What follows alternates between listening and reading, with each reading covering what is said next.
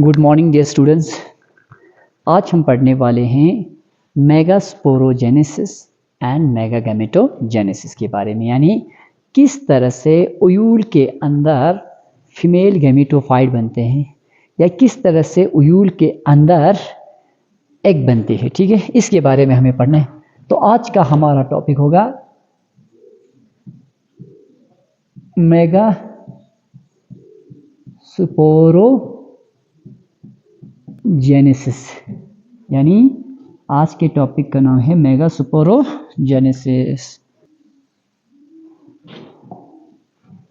Okay, तो देखो आज हम पढ़ने वाले हैं मेगास्पोरोजेनेसिस में। तो मेगास्पोरोजेनेसिस क्या है एक्चुअली? मेगास्पोरोजेनेसिस हम कहते हैं development of megaspore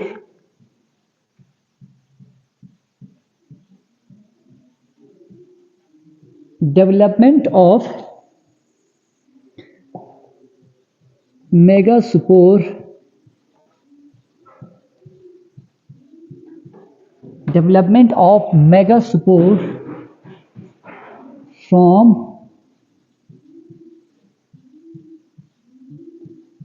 megaspore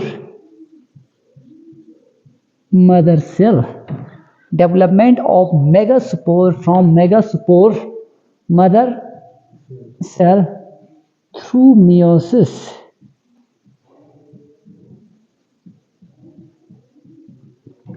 is called megasporogenesis. Is called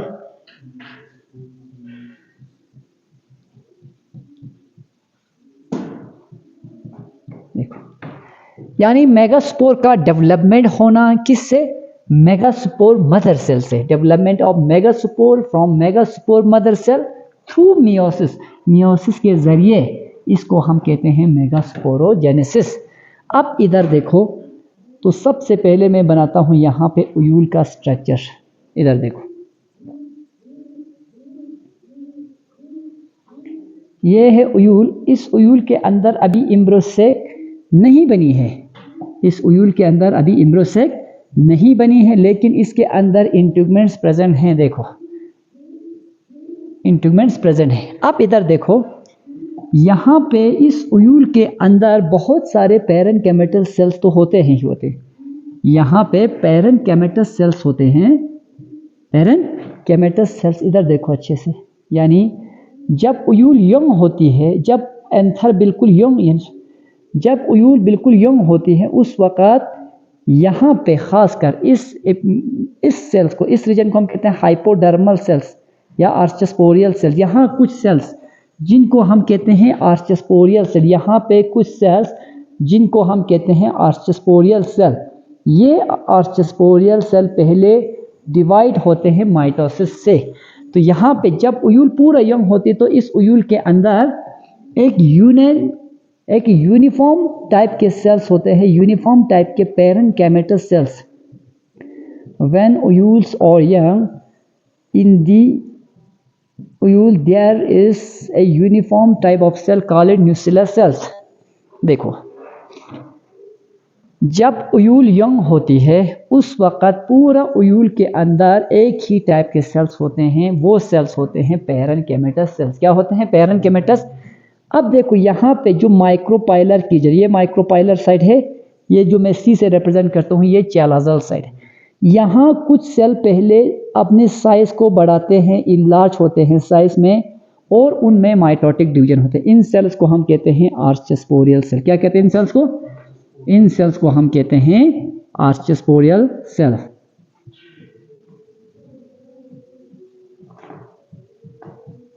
आर्चस्पोरियल sales. अच्छे से देखो, यंग उयूल,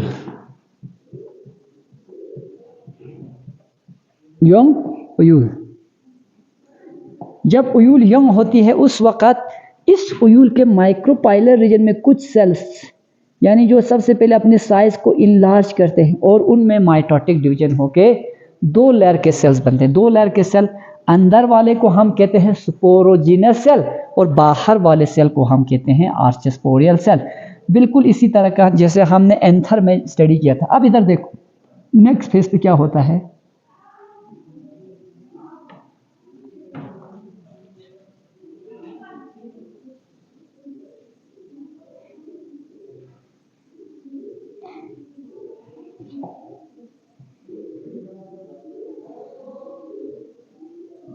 नेक्स्ट फेज पे इधर देखो, अब मैंने कहा था यहाँ बहुत सारे पैरेनकाइमेटस सेल्स होते हैं, पैरेनकाइमेटस सेल्स।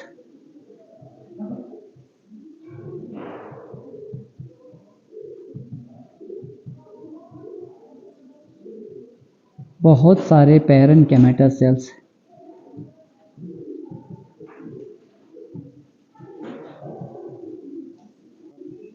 अब देखो ये जो सेल जो मैंने दिखा था, यानी आर्चस्पोरियल सेल में माइटोटिक डिवीजन होकर दो सेल्स बनाते हैं, दो सेल्स, अच्छे से देखो, दो सेल्स बनाते हैं।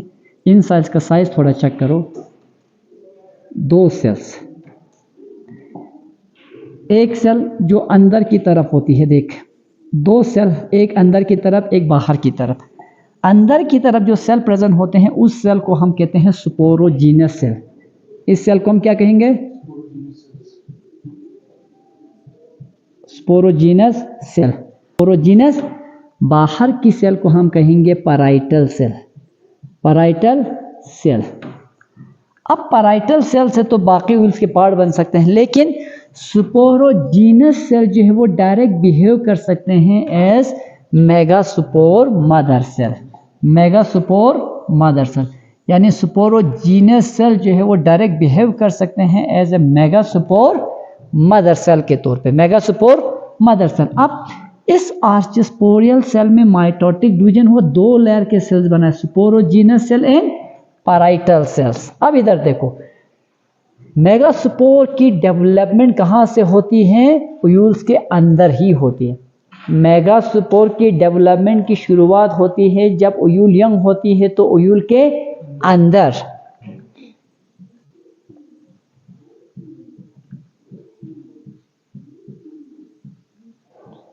Development of megaspore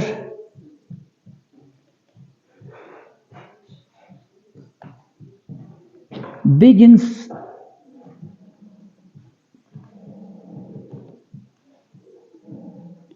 within the ovule, within the ovule. Development of megaspore begins within the ovule। यानी मेगास्पोर की डेवलपमेंट ओयूल्स के अंदर ही शुरू होती है जब ओयूल यंग होती है। जब ओयूल, देखो, जब ओयूल यंग होती है क्या होते हैं, यहाँ पे एक आर्चस्पोरियल सेल डिवाइड होके क्या बनाते हैं? पैराइटल सेल और स्पोरोजीनस सेल।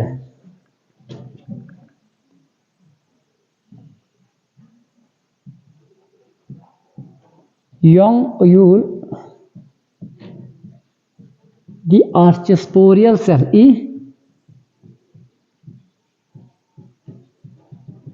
यानी archesporial cell, these are those cells which lie just below the epidermis। यानी ये एपिडर्मिस वॉल के नीचे जो कुछ सेल्स होते हैं हाइपोडर्मल रीजन में, उन सेल्स को हम कहेंगे आर्चस्पोरियल सेल।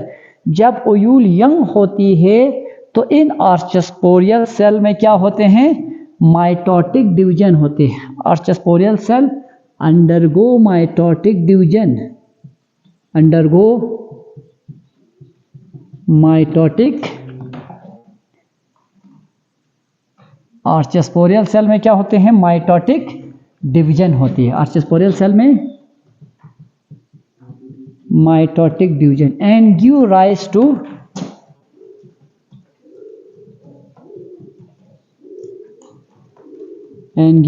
टू sporogenous cell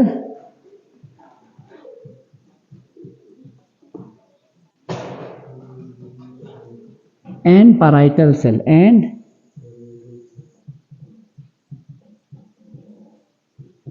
जब ओयूल यंग होती है तो उस ओयूल के अंदर आर्चस्पोरियल सेल में माइटोटिक डिवीजन होकर वो दो टाइप के सेल बने, एक स्पोरोजीनस सेल, दूसरे को हम कहेंगे parietal cell, parietal.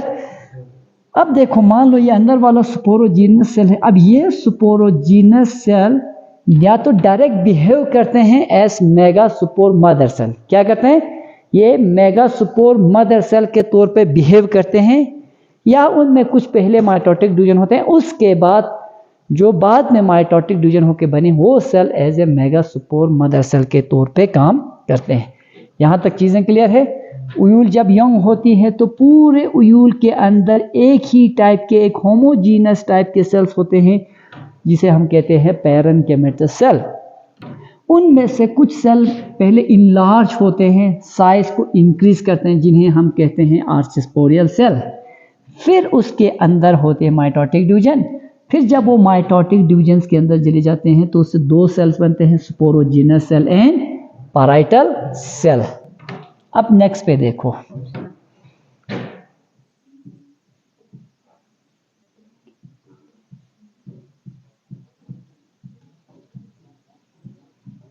sporogenous cells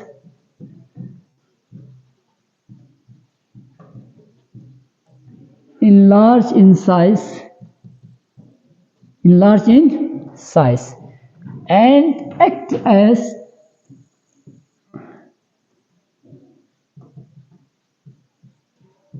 directly acts as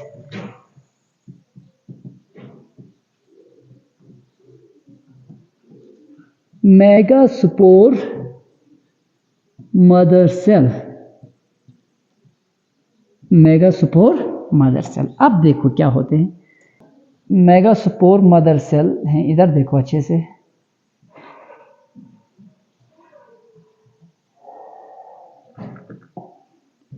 अब उसके बाद नेक्स्ट स्टेप है, स्पोरोजीनस सेल डायरेक्ट बिहेव करते हैं एज मेगास्पोर मदर सेल। अब मैं ये सारा नहीं दिखाऊंगा। अब ये था स्पोरोजीनस सेल। क्या था ये? Sporogenous cell. तो इस स्पोरोजीनस सेल के अंदर डायरेक्ट होगी मियोसिस। ये थी स्पोरोजीनस सेल, वो छोटा है, बस ये है sporogenous cell, sporogenous.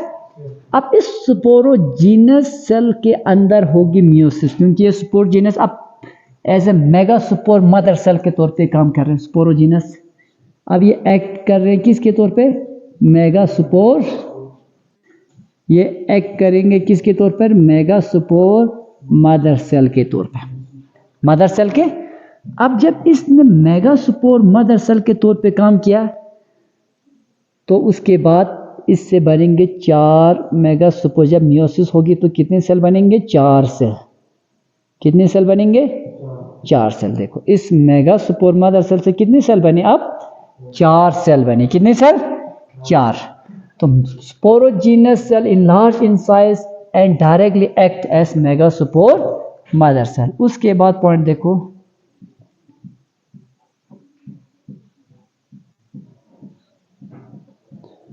the megaspore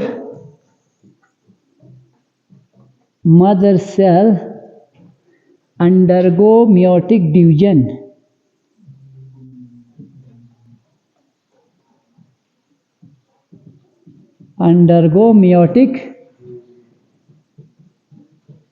division and give rise to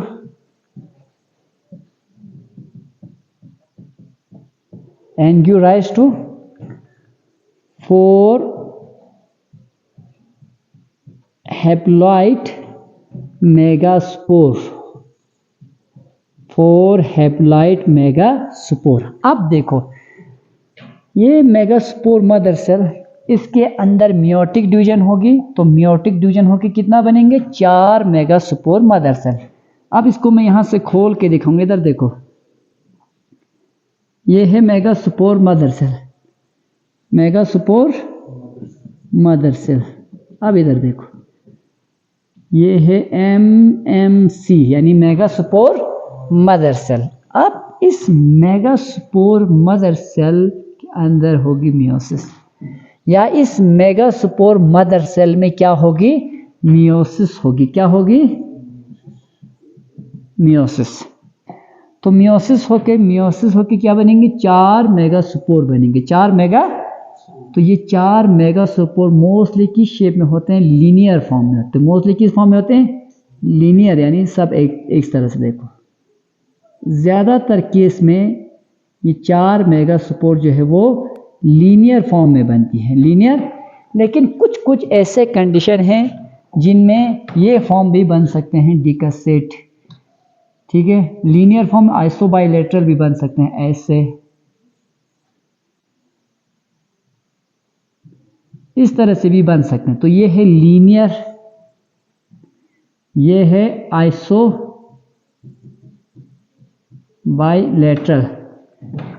अब देखो मोस्ट कॉमन टाइप जो है वो इस टाइप की बनते हैं। जब मेगास्पोर मदर सेल में मियोसिस होगी तो इस तरह से लीनियर ट्रेटेड बनते हैं। देखो linear tetrad, 1 2 3 4 linear tetrad. Megaspore mother cell में मियोसिस हुई तो 4 मेगास्पोर बना। क्या बना? 4 लीनियर मेगास्पोर बना है, 4 मेगास्पोर बना। ठीक है, 4 मेगास्पोर। अब क्या हुआ, इस मेगास्पोर मदर सेल में मियोसिस हुई, 4 मेगास्पोर बने, 4 मेगा, याद रखो। उसके बाद अब ये 4 मेगास्पोर में से 3 जो है वो डिजेनरेट होगी। ये 3 जो है वो डिजेनरेट होते हैं। 3 क्या हो जाते हैं? ये 3 डिजेनरेट होगी। आगे जाके देखते हैं नेक्स्ट स्लाइड पे।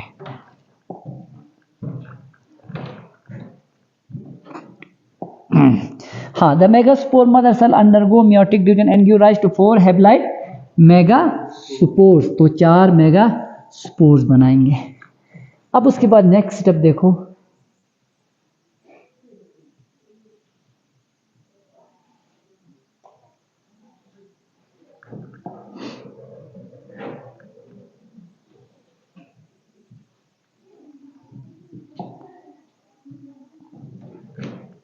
चार मेगास्पोर में से 3 जो है वो डिजेनरेट हो जाएंगे। 3 क्या होगी?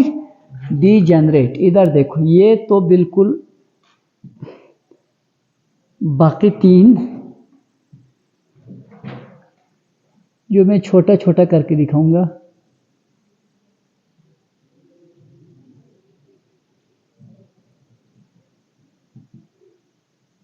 बस।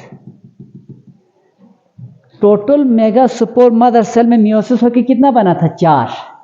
टोटल मियोसिस होकर कितना बना था? 4। लेकिन 4 में से 3 क्या हो रहे हैं? 3 हो रहे हैं डिजेनरेट। ये 3 देखो, यहां से लेके यहां तक ये डिजेनरेट। ये क्या हो रहे हैं?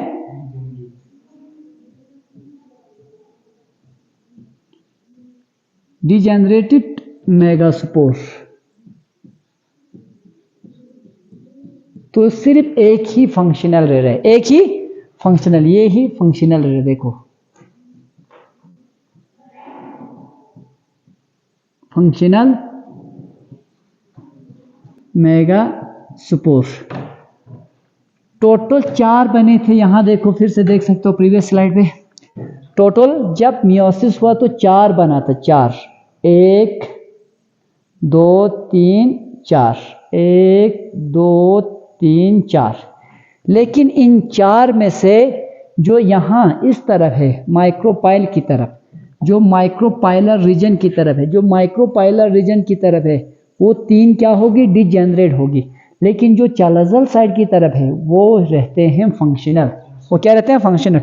याद रखो, ये most common type of embryo sac की डेवलपमेंट है, या ये most common type of embryo sac development है। इसमें यानी उसमें से वो भी 4, ये वाला जो प्रोसेस है वो मोस्ट कॉमन टाइप है। एक मेगास्पोर मदर सेल में मियोसिस होती है, 4 मेगास्पोर बनते हैं, 4 mega.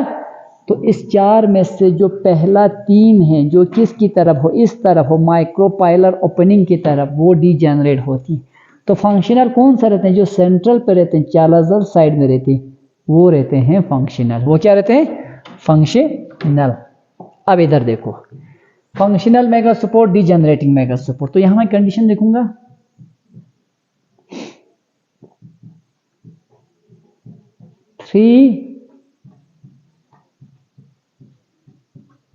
Megaspore, 3 megaspores lies towards micropylar region, micro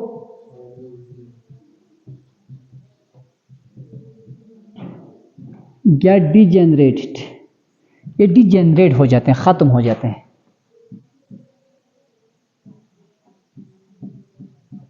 ये डिजेनरेट। अब कौन सा functional?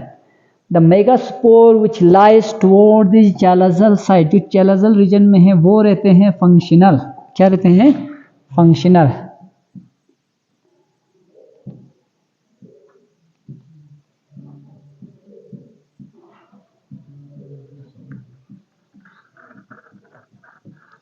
The megaspore which lie towards chalazal site,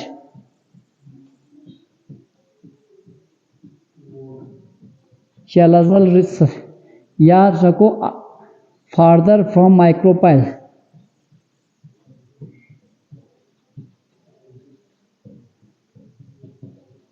farther from micropylar site, remain functional, remain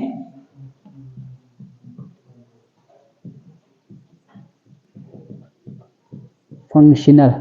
अब जो मेगास्पोर किसकी तरफ होती है? इस चैलाजल साइड की तरफ। ये चैलाजल, ये माइक्रोपाइलर।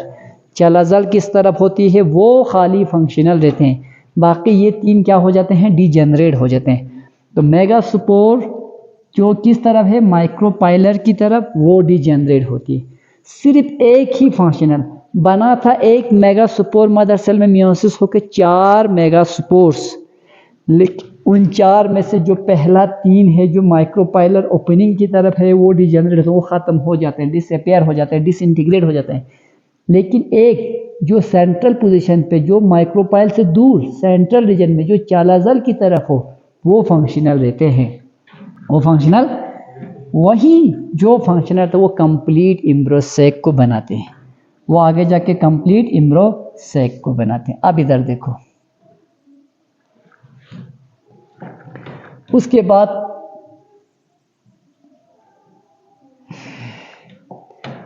बाद क्या होगा?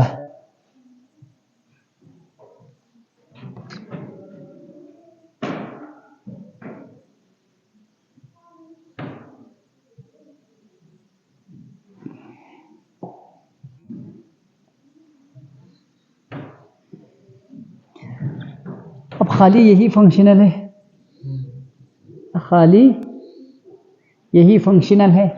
तो अब ये फंक्शनल वाला ही मैं यहाँ पे शो कर रहा हूँ। ये फंक्शनल मेगास्पोर है। क्या है ये? Functional megaspore. अब इस फंक्शनल मेगास्पोर में 3 बार माइटोटिक डिवीजन होंगे। कितने बार? 3 टाइम, 3 टाइम। अब देखो यहाँ पे इसमें माइटोटिक डिवीजन हुआ, 2 बना। माइटोटिक डिवीजन होके कितने बने? पहला माइटोटिक डिवीजन से 2, पहले माइटोटिक डिवीजन से कितना बना? 2 बना।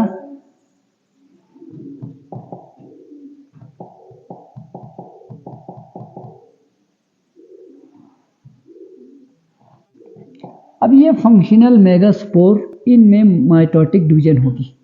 यही फंक्शनल स्पोर है, इसमें क्या होगा? माइटोटिक डिवीजन होगी। इसमें क्या होगी? 3SU successive mitotic division. इसमें 3 माइटोटिक डिवीजन होगा, 3 माइटोटिक।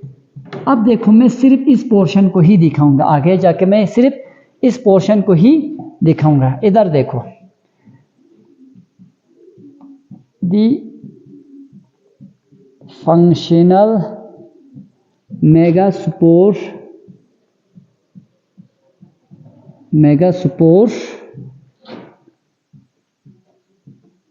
undergo 3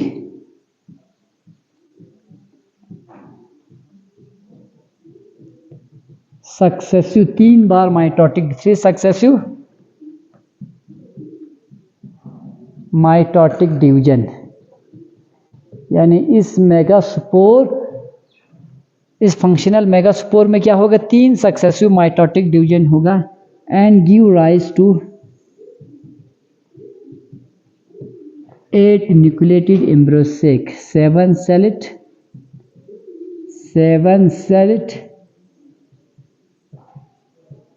8 nucleated एम्ब्रोसेक,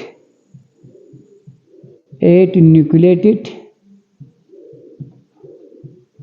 एम्ब्रोसेक। अब ये फंक्शनल मेगास्पोर होगा, इसमें 3 बार माइटोटिक डिवीजन होगी। कितनी माइटोटिक डिवीजन होगी? 3 माइटोटिक डिवीजन होगी।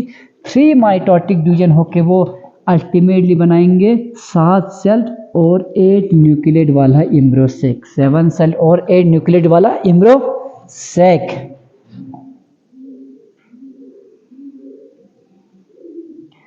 सेवन सेलेट 8 न्यूक्लियड वाला एम्ब्रो, इसी को हम कहते हैं this is the most common type. अब इधर देखो,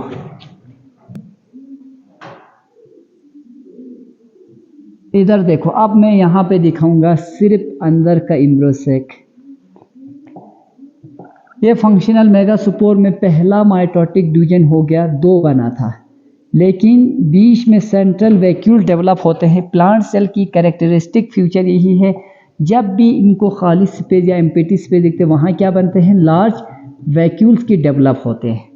तो देखो, पहला माइटोटिक डिवीजन हुआ, 2 न्यूक्लाई बने। अभी सेल नहीं बना, 2 न्यूक्लाई। फर्स्ट सिर्फ क्या हुआ? फर्स्ट कैरियोकाइनेसिस हुआ। फर्स्ट कैरियोकाइनेसिस, फर्स्ट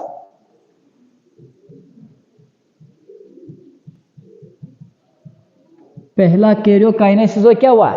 2 न्यूक्लाई बने, लेकिन बीच में बड़ा सा सेंट्रल वैक्यूल डेवलप होने की वजह से न्यूक्लाई माइग्रेट हो गए अपोजिट पोल्स की तरफ। एक ऊपर वाली चालाजल रीजन के कोने की तरफ चली गई, दूसरा माइक्रोपाइलर रीजन के कोने में रहे। ठीक है, फर्स्ट माइटोटिक डिवीजन से क्या हुआ? 2 न्यूक्लाई में आए।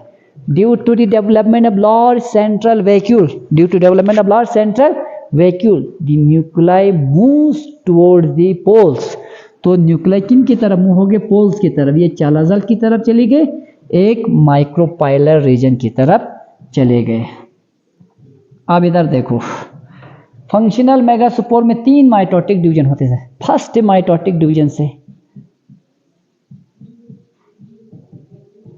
फर्स्ट माइटोटिक डिवीजन से क्या होगा? फर्स्ट माइटोटिक, तो माइटोटिक डिवीजन में अभी साइटोकाइनेसिस नहीं होते हैं, सेल की डिवीजन यानी वॉल फॉर्मेशन तो नहीं होते हैं, खाली क्या हुआ? न्यूक्लाई की डिवीजन हो गई। ठीक है, फर्स्ट माइटोटिक डिवीजन से क्या हुआ? 2 न्यूक्लाई बने, 2 न्यूक्लाई। वॉल फॉर्मेशन अभी नहीं हुआ, साइटोकाइनेसिस अभी नहीं हुआ। देखो, फर्स्ट माइटोटिक डिवीजन हो गया, 2 न्यूक्लाई बने, 2 न्यूक्लाई। कितना न्यूक्लाई? 2 न्यूक्लाई। अब उसके बाद वो 2 न्यूक्लाई किसकी तरफ चले गए? अपोजिट पोल्स की तरफ। Nuclei moves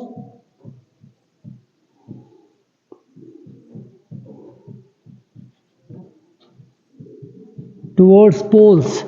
nuclei moves towards pole, किसकी वजह से? ड्यू टू डेवलपमेंट या formation of large vacuole.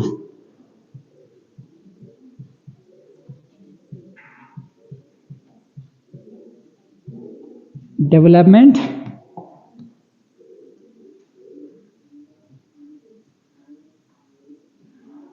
Due to development of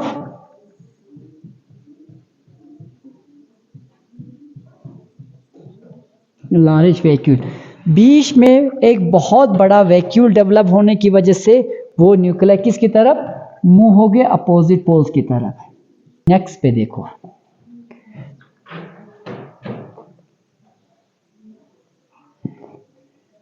next पे यहां पे एक न्यूक्लाई थी, यहां पे एक न्यूक्लाई।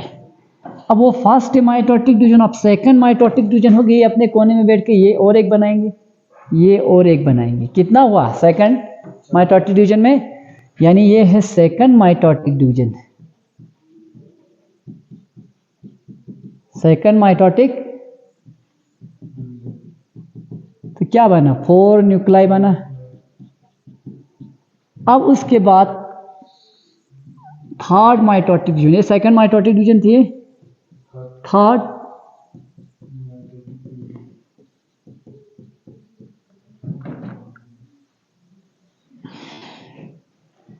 तो थर्ड माइटोटिक यहां ये इससे 2 बनेंगे, इससे भी तो 2 बनेंगे, तो कितना होगा? यहां 4, यहां 4, यहां 4। देखो अब थर्ड माइटोटिक, ये पहला फर्स्ट माइटोटिक डिवीजन से 2 बने, ये फर्स्ट माइटोटिक डिवीजन था। अब उसके बाद ये सेकंड माइटोटिक डिवीजन थी, सेकंड माइटोटिक डिवीजन, तो 4 बना। थर्ड माइटोटिक डिवीजन से कितने बने? 8 न्यूक्लियेट स्टेज, 8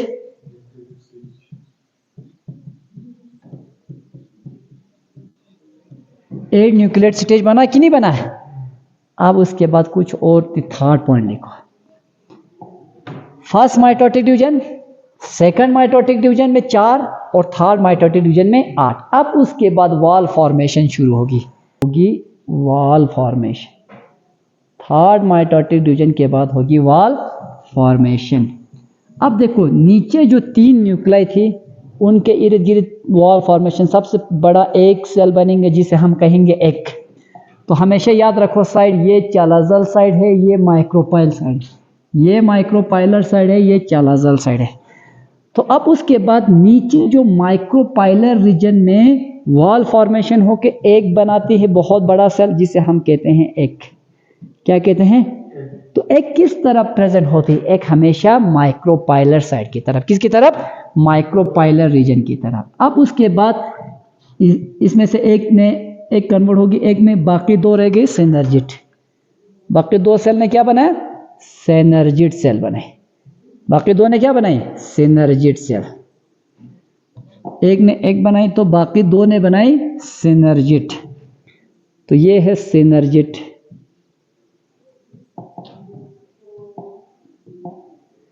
एक ने एक बनाया तो बाकी 2 ने सिनर्जिट बनाए। अब इसी तरह ऊपर 3 सेल, ऊपर के 3 सेल बिल्कुल सेम टाइप के हैं और ऊपर के 3 सेल ने बनाया एंटीपोडल सेल। इनको हम क्या कहेंगे? इनको हम कहते हैं एंटीपोडल सेल्स, एंटीपोडल। अब स्पेस नहीं बचा, यहाँ एक न्यूक्लियाई, यहाँ भी स्पेस नहीं बचा, एक न्यूक्लियाई, ये 2 माइग्रेट होकर सेंट्रल पार्ट पोजीशन पे आ गया। यहाँ से भी एक, यहाँ से एक, तो ये दोनों जाके सेंट्रल रीजन पे बनाया पोलर न्यूक्लियाई। पोलर, देखो ये है, ये माइक्रोपाइलर साइड है, ये चालाजल साइड है। अब यहाँ अगर हम, ये एक फुली डेवलप इम्ब्रोसेक है, फुली डेवलप इम्ब्रोसेक। अब इस फुली डेवलप इम्ब्रोसेक तैयार हुआ, लेकिन ये पूरा इम्ब्रो क्या एक मेगास्पोर से डेवलप हो कि तो बहुत सारों से? एक से। जब मेगास्पोर मदर सेल में मियोसिस हुई थी तो 4 बने थे, लेकिन 4 में से 3 तो डीजेनरेट होता, खाली एक ही फंक्शनल रही थी। अब जो यहाँ पे एक फंक्शनल रहा था वो एक फंक्शनल आगे जाके क्या बनाते हैं? आगे जाके वो कंप्लीट इस 8 न्यूक्लिएटेड 7 सेलिड इम्ब्रोसेक को बनाते हैं। तो इसको हम कहते हैं पॉलीगोनम टाइप या monosporic type of embryo sac development. Monosporic type of embryo sac development, यही अब इसे कहेंगे हम इम्ब्रोसेक। इम्ब्रोसेक, इसे क्या कहेंगे हम? इसे हम कहेंगे इम्ब्रोसेक। देखो एक ही फंक्शनल मेगास्पोर में 3 बार माइटोटिक डिवीजन होगी। एक फंक्शनल मेगास्पोर में 3 बार माइटोटिक डिवीजन होके कितना? इसके इर्द गिर्द वॉल फॉर्मेशन हुआ तो ये सेल की तरह काम करे, इसके इर्द गिर्द की वॉल फॉर्मेशन हुआ ये भी सेल बने, इसके इर्द गिर्द वॉल फॉर्मेशन हुआ ये भी सेल बने, यहाँ भी, यहाँ भी, यहाँ भी। तो 1 cell, 2 cell, 3 cell, 4 cell, 5 cell, 6 cell. अब ये कंप्लीट यहाँ से लेकर यहाँ तक भी तो एक सेल है। इस सेल के अंदर 2 पोलर न्यूक्लियाई है। इस कंप्लीट सेल को हम कहते हैं सेंट्रल सेल, सेंट्रल सेल। अब हमने कहाँ तक लिखा था पॉइंट्स? देखो फर्स्ट माइटोटिक डिवीजन से 2 न्यूक्लियाई बनते हैं, तो ये 2 न्यूक्लियाई मूव होते हैं पोल्स पे, किसकी वजह से? बीच में बहुत बड़ा वैक्यूल बनने की वजह से। अब उसके बाद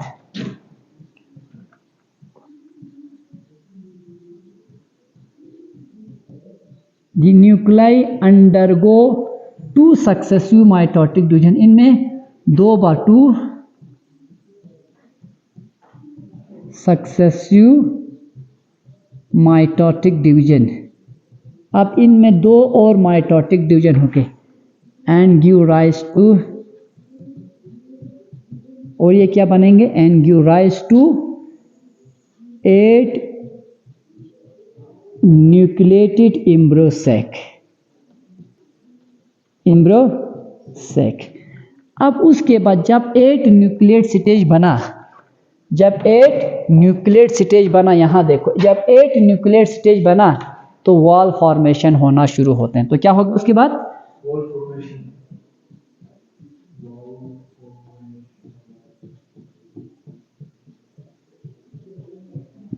वॉल फॉर्मेशन होना शुरू होगी। देखो उसके बाद यानी 3 cells which lie towards the micropylar region, they form the egg apparatus।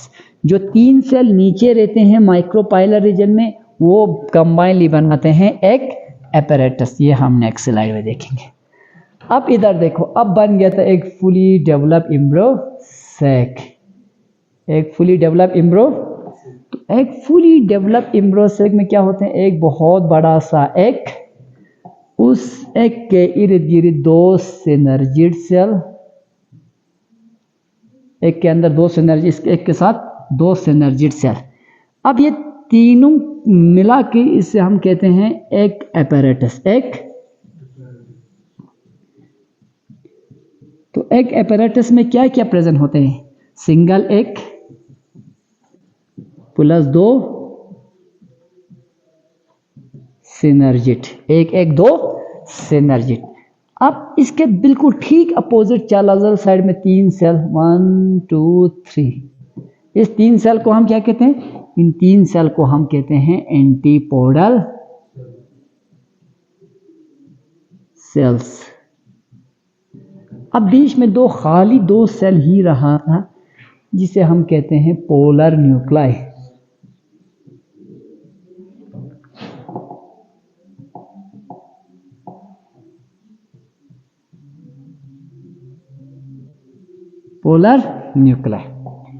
अब इधर देखो, ये पूरा एम्ब्रोसेक किसके अंदर है? ओयूल्स के अंदर। पहला इंटुगमेंट कवरिंग, उसके बाद पहली इंटुगमेंट के बाहर से दूसरा इंटुगमेंट की कवरिंग, ये हुआ पूरा ओयूल का स्ट्रक्चर। अब ये एम्ब्रोसेक प्रेजेंट है इस ओयूल के अंदर। तो कंप्लीट इस स्ट्रक्चर को हम क्या कहते हैं? इस स्ट्रक्चर को हम कहते हैं एम्ब्रोसेक। अब देखो हमने, यानी सक्सेसिव माइटोटिक डिवीजन के बाद 8 न्यूक्लिएट एम्ब्रोसेक बनते हैं। अब उसके बाद पॉइंट 1 लिखो,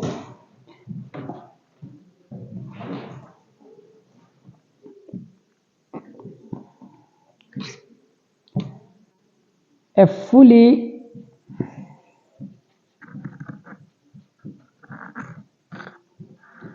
developed embryosac is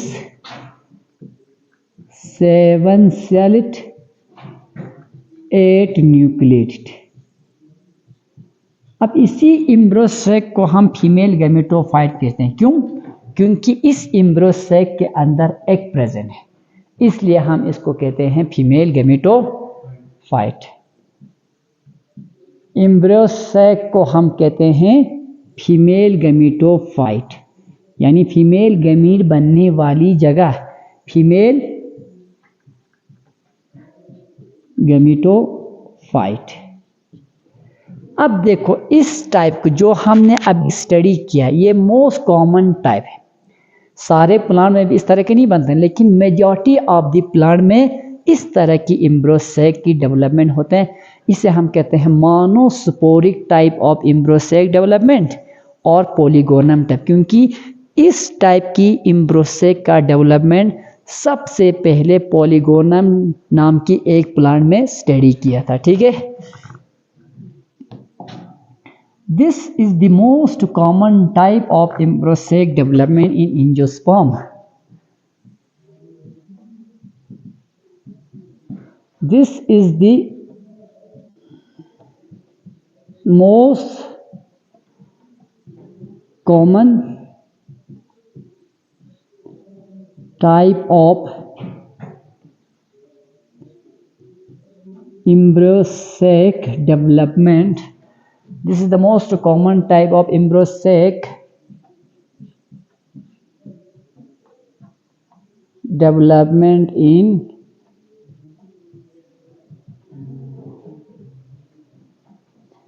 this is the most common type of embryonic development in angiosperm.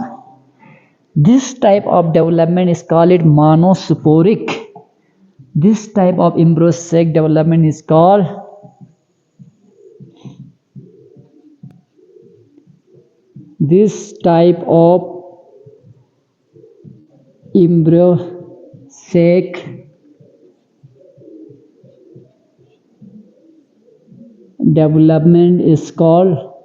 Monosporic type. इस टाइप की एम्ब्रियोसेक डेवलपमेंट को हम क्या कहते हैं? Monosporic type. मोनोस्पोरिक टाइप या तो इसको हम कहते हैं monosporic type of embryo sac development. Monosporic type of embryo sac development. This is the most common type of embryonic development in angiosperm. Most common type of embryonic development in angiosperm. ये most common type है angiosperm जो दुनिया के ज़्यादातर plants में पाए जाते हैं। तो particularly ठीक है, और इसको हमने स्टडी किया था पॉलीगोनम में। सबसे पहले साइंटिस्ट ने पॉलीगोनम नाम के प्लांट में स्टडी की थी। तो इस एम्ब्रियोसेक की डेवलपमेंट को हम कहते हैं polygonum type. Polygonum type, polygonum type. तो फिर से एक बार थोड़ा सा रिपीट करके देखो यहां से। तीन, सबसे पहले इस मेगास्पोर मदर सेल में, यानी ये स्पोरोजिनस सेल आप कौन सा काम कर रहे हैं? मेगास्पोर मदर सेल के तौर पे काम कर रहे हैं, है कि नहीं? तो ये मेगास्पोर मदर सेल, मेगास्पोर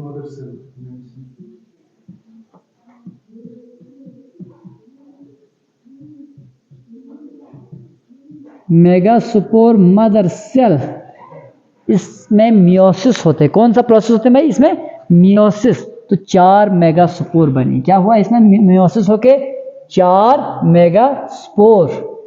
तो ये स्पोरोजिनस सेल थे। अब देखो इस मेगास्पोर मदर सेल में मियोसिस हुई। मियोसिस होके क्या बना है?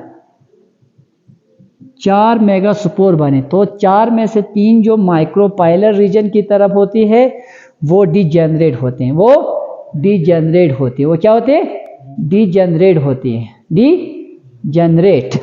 अब उसके बाद डिजेनरेट होते हैं, बाकी 3 रहती है। बाकी क्या रहते हैं? 3। बाकी 3, यानी देखो उसमें से 3 जो माइक्रोपाइल की तरफ होती है वो डिजेनरेट, जो एक बचती है वो फंक्शनल होते हैं। अब वो फंक्शनल जो है, फंक्शनल देखो यहाँ मैंने लिखा है 3, 4 में से ये 3 जो है वो डिजेनरेट होती है, लेकिन क्या रहते हैं? सिर्फ एक ही फंक्शनल रहते हैं। एक क्या रहते हैं? फंक्शनल। अब ये फंक्शनल वाला आगे जाके पूरा किसको डेवलप करते हैं? एम्ब्रियोसेक को। किसको? एम्ब्रियोसेक को।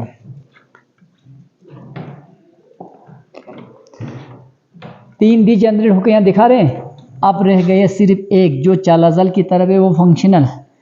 फिर उस फंक्शनल में क्या हुआ? पहला माइटोटिक डिवीजन हो, 2 न्यूक्लियाई बना, लेकिन बीच में सेंट्रल वैक्यूल बनने की वजह से वो न्यूक्लियाई मुंह जो ही बनते हैं वो मुंह होते हैं पोल्स की तरह।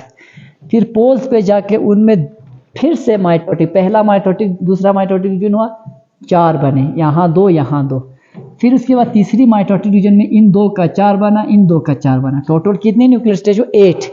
उसके बाद 8 न्यूक्लियर स्टेज बनने के बाद वॉल फॉर्मेशन शुरू हुई।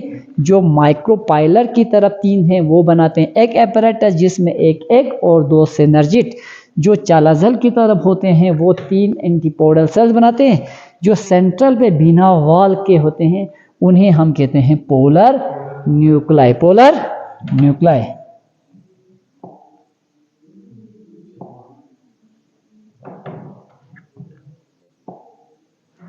अब इधर देखो, उसके बाद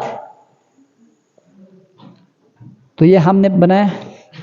अब जहां पे एक फंक्शनल मेगास्पोर से, एक फंक्शनल मेगास्पोर से जब कंप्लीट इम्ब्रोसेक बनते हैं उसे हम कहते हैं monosporic type of embryo sac development. Monosporic type of. अब उसके बाद देखो स्ट्रक्चर ऑफ इम्ब्रोसेक।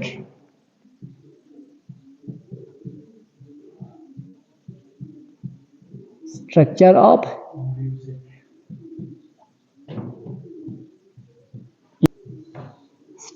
Of embryo sac. अब इधर देखो,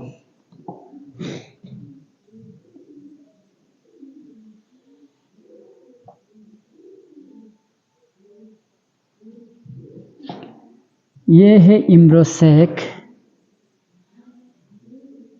और ये बड़ा सा एग। इस एग के साथ दो सेल्स होते हैं जिन्हें हम कहते हैं सिनर्जिड सेल्स। दो सेल्स होते हैं जिन्हें हम कहते हैं सिनर्जिड सेल्स। अब सेंट्रल में दो खाली न्यूक्लाई, इन्हें हम कहते हैं पोलर न्यूक्लाई। और चालाजल रीजन में 3 सेल्स, इन 3 सेल्स को हम कहते हैं एंटीपोडल सेल्स। अब देखो, ये है माइक्रोपाइलर रीजन, ये है चालाजल रीजन। इस माइक्रोपाइलर रीजन में एक फिंगर लाइक प्रोजेक्शंस होते हैं जिन्हें हम कहते हैं फिलीफॉर्म एपैरेटस। क्या कहते हैं? फिलीफॉर्म। अब ये है सिनर्जिड,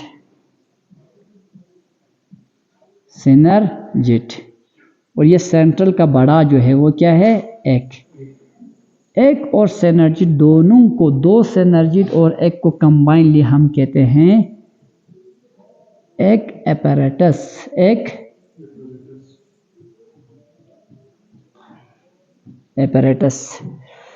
ये एक फुली डेवलप इम्ब्रोसेक का स्ट्रक्चर है। अब यहाँ दो है, ये है 2 पोलर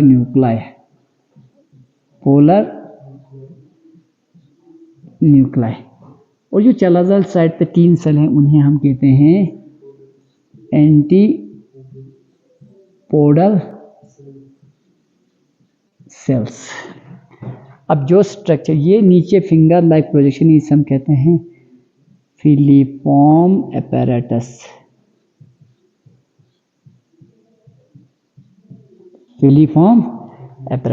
इस फिगर को मैं कैप्शन लिखूंगा, structure of इम्ब्रोसेक।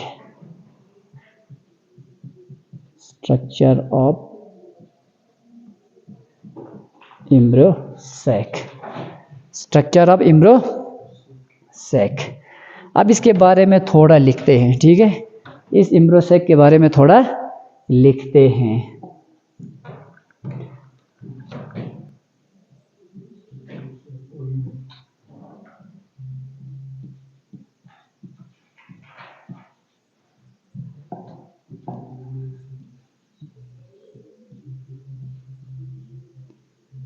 A fully developed imbrosac is 7-celled 8 nucleated। एक फुली डेवलप इम्ब्रोसेक 7 सेल्स होते हैं, 8 न्यूक्लिएटेड होते हैं। 7 सेलेड 8 न्यूक्लिएटेड। देखो,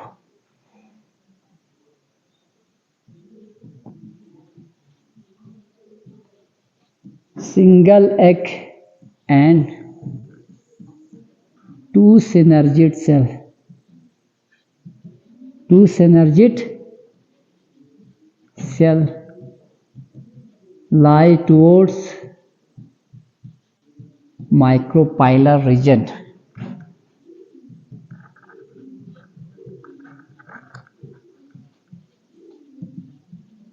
micropylar region।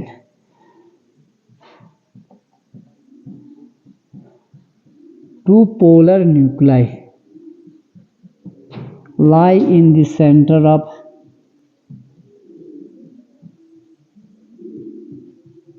lies in the central cell।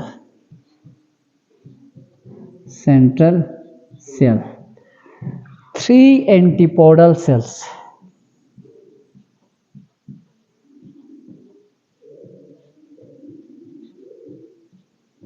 3 antipodal cells lies towards chalazal region.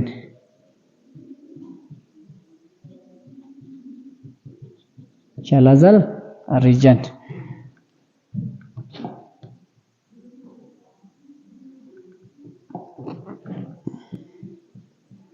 Chalazal region. Filiform apparatus. Finger-like projection. Finger-like projections. Acts as haustorium. Haustorium means nourishment provide करने का काम करते हैं. Provide nourishment, brings यानी derives nourishment, derives nourishment from the surrounding nuclear tissue, from the surrounding nucleus tissue. देखो अब इधर देखो, ये है एक फुली डेवलप्ड एम्ब्रोसैक का स्ट्रक्चर. नीचे जो माइक्रोपाइलर पे 3 सेल होते हैं वो एक एपरेटस बनाते हैं. उसमें एक बड़ा सा सेल होते हैं जिसे हम कहते हैं एक. फर्टिलाइजेशन के बाद ये एक एम्ब्रो में कन्वर्ट होती है. 2 सिनर्जिड सेल. पहली सिनर्जिड सेल में तो जो ही पोलन ट्यूब इंटर होते हैं वो शॉक से डिजेनरेट हो जाते हैं.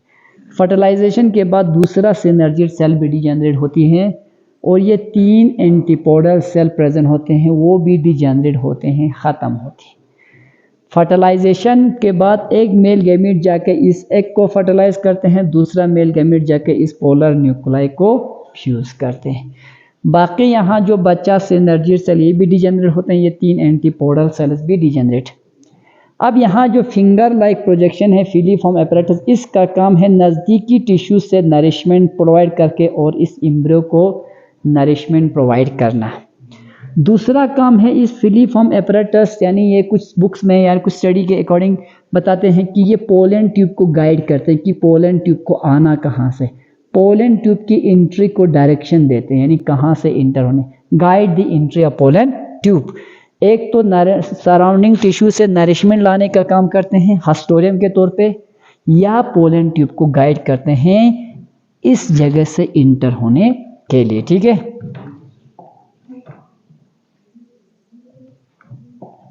अब देखो